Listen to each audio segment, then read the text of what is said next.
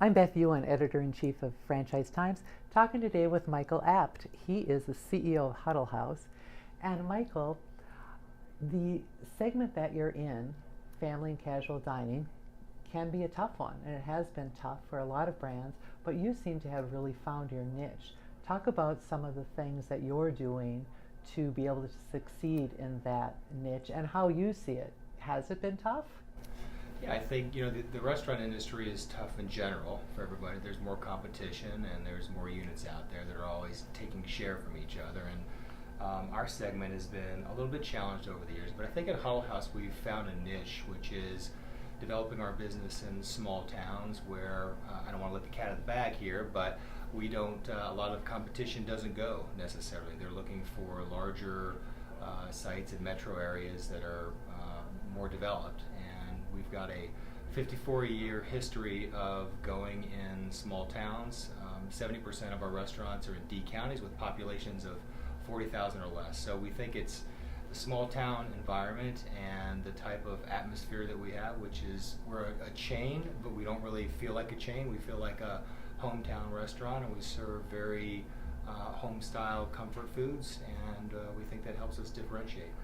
So in some cases, you're maybe the only game in town, or one of a few games in town. We are sometimes. Sometimes our competition really isn't another family dining style restaurant or a mom and pop, but the McDonald's, that serves breakfast 24/7 now. Yeah, interesting. Yeah. I was interested in something you said 3 years ago. Now maybe I'm going to put you on the spot. Somebody's actually listening to me? You said you'd be over 500 restaurants by now, and that 70% of your restaurants would be the new Evolution design, if I have that right. Yeah.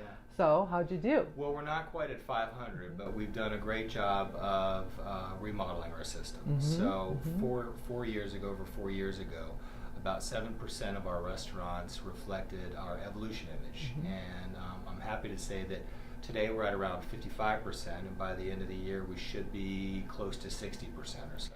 That's remarkable. Yeah. What are some of the elements of that Evolution design? Well, I think the decor, it's much more contemporary, bright colors.